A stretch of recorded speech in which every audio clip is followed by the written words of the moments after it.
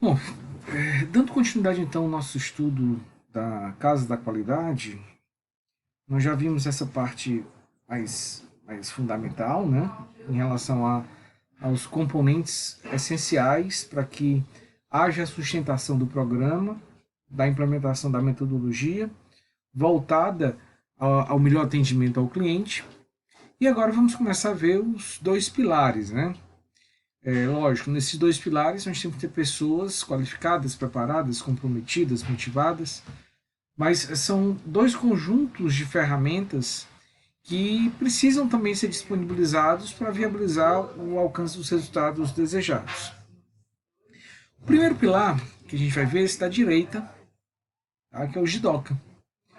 O Jidoka, como eu falei para vocês, representa a tentativa de automatizar todo e qualquer processo de identificação de falhas, visando que a partir daí alguma medida seja tomada, ou a paralisação do processo para uma posterior correção, ou uma sinalização para que alguém venha e tome as providências, ou até mesmo uma correção automatizada. Em alguns sistemas mais sofisticados isso pode ser possível.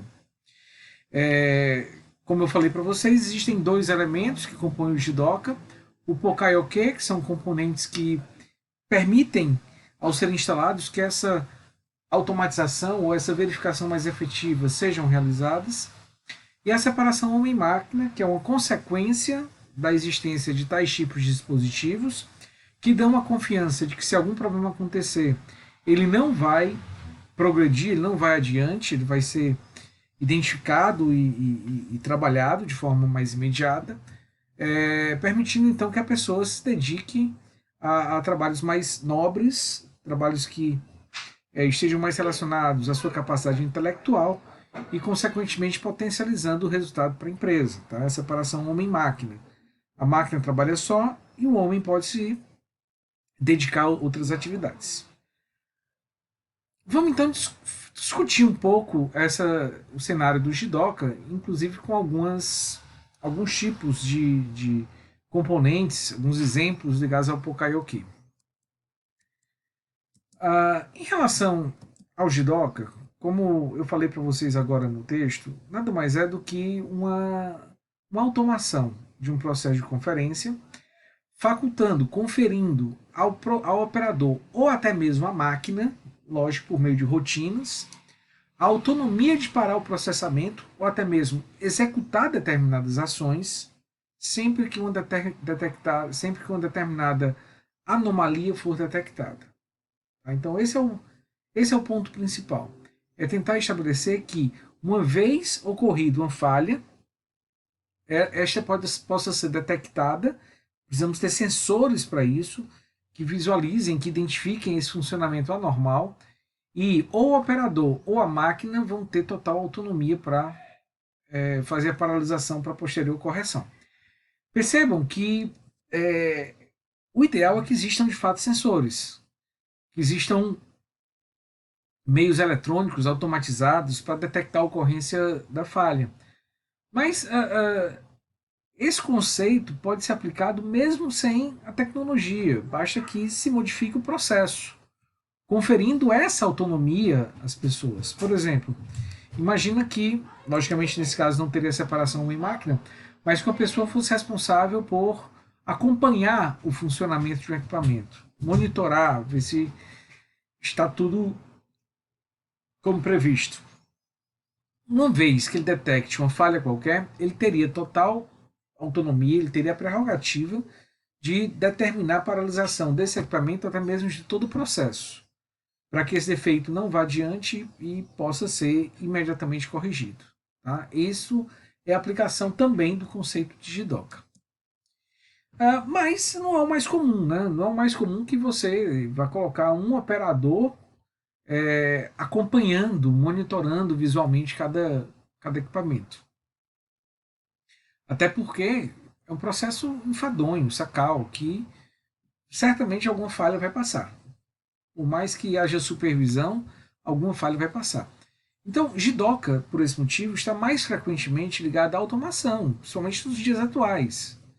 E dessa maneira, quem vai estabelecer, ou o que vai estabelecer a parada do processo É o próprio sistema.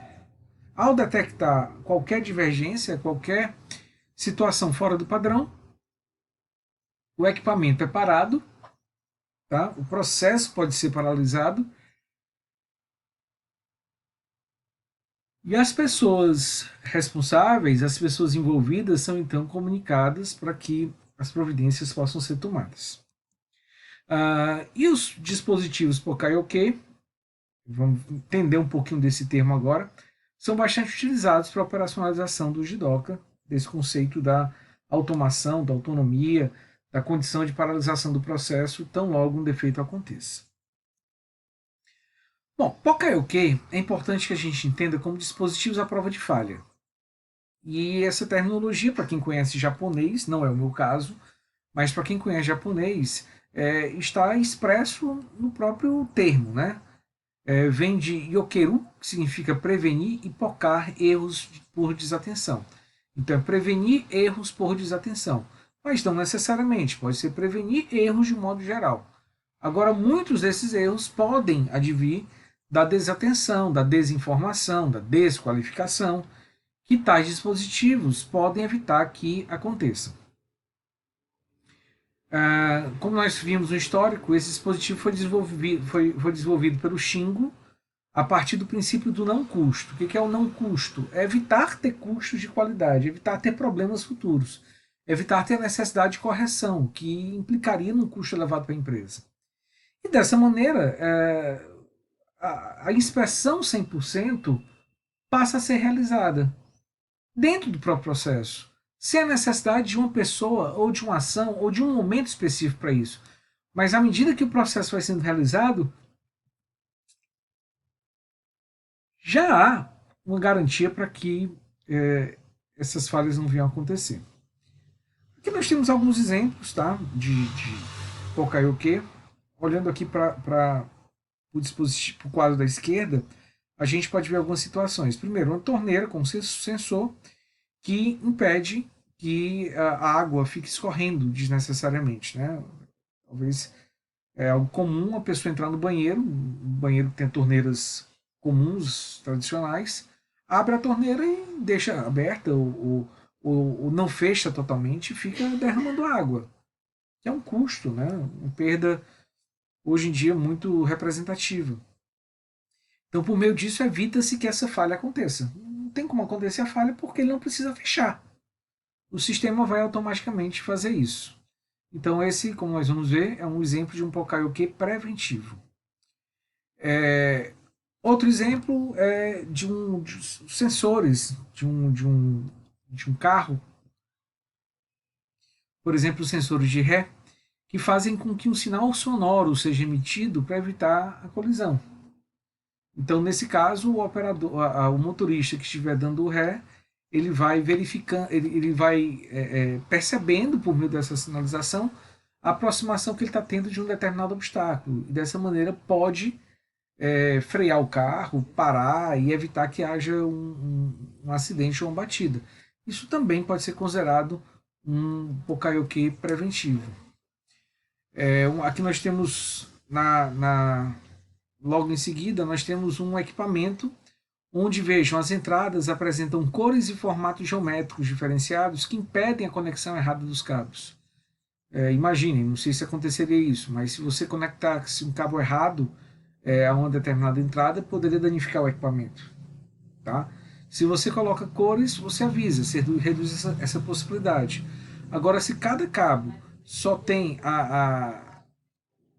na sua entrada e na sua saída o mesmo formato e são exclusivos, ou seja, não podem ser usados em outras entradas, não há possibilidade de que esse erro seja cometido. E aqui um outro exemplo de peças, né? À medida que essas peças são montadas ou colocadas de forma errada, um dispositivo simples, mecânico, tá? Tipo um gabarito, a peça deveria passar por ele e uma vez que essa peça não esteja na posição correta, ela simplesmente seria impedida de passar. E ela sairia do processo e não prosseguiria. Então isso também é um exemplo de Pokayoke. Percebam que são elementos que são colocados dentro do processo e à medida que o trabalho é executado, essas indicações são realizadas. Existem alguns tipos de Poka-yoke. Já tinha até falado algumas situações para agora há pouco.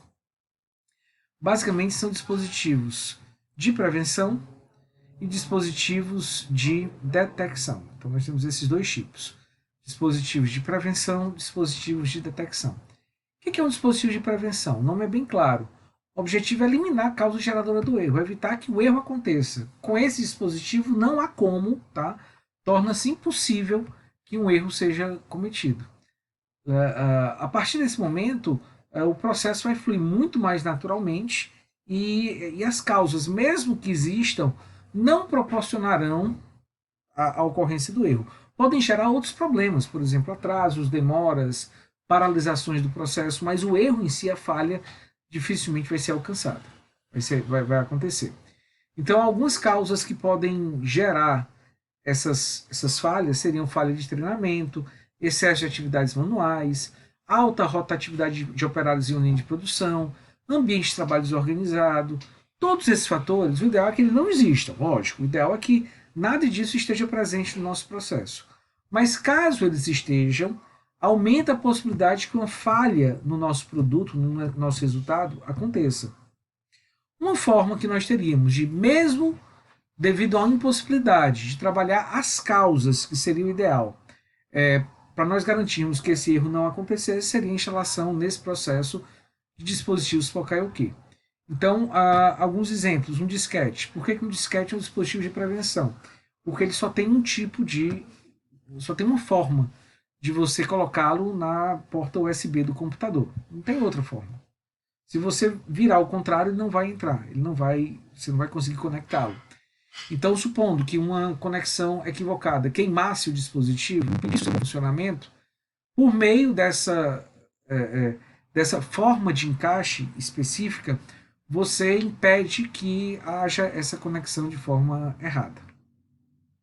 Um outro exemplo muito comum que pode acontecer, inclusive eu já presenciei um caso parecido com esse em um ambiente de produção real, é quando você tem formas diferentes, ou poderia ter formas diferentes, para fixar uma determinada peça, por exemplo.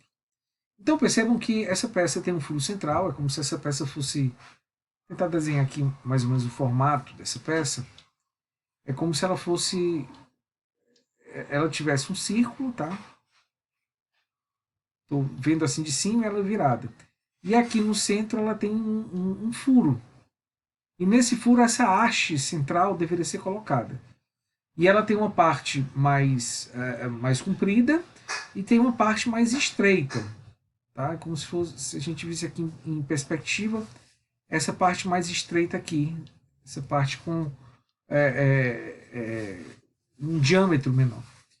Imaginem que a forma correta fosse essa. Ou seja, deveria ser o encaixe por meio da parte da parte menor, da parte com menor diâmetro, mais próxima do suporte. Então, essa forma aqui estaria correta, essa forma aqui estaria errada. Se a gente não tem nenhuma forma de direcionar esse formato, a pessoa, um operador desavisado, ou sem qualificação, ou desatento, poderia montar de ambas as formas. De ambas as formas entraria, tanto dessa forma que está errada, quanto da forma correta ele conseguiria montar. E aí no final, se ele não tem atenção, a quantidade de peças geradas dessa forma estaria errada, prejudicando inclusive a usabilidade, as demais etapas do processo poderia ser muito grande. Onde é que entra o Poka-yoke aqui? O Poka-yoke seria simplesmente essas saliências são colocadas bem aqui. Percebam que quando essa saliência é colocada, a partir desse momento só existe uma posição certa.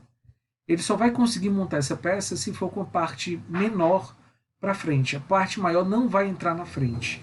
Isso evita que erros como esse sejam cometidos. Outros exemplos de Poka-yoke de prevenção seriam micro-ondas que não funcionam com porta aberta, então não tem como você botar para funcionar, o que poderia gerar um acidente. Motos que não ligam se não estiver inclinada e com o pezinho abaixado, também poderia sair andando sozinha. Uma boia da caixa d'água que evita que a água da caixa vaze. Eventualmente alguém esquece de desligar o acionamento e ela poderia vazar.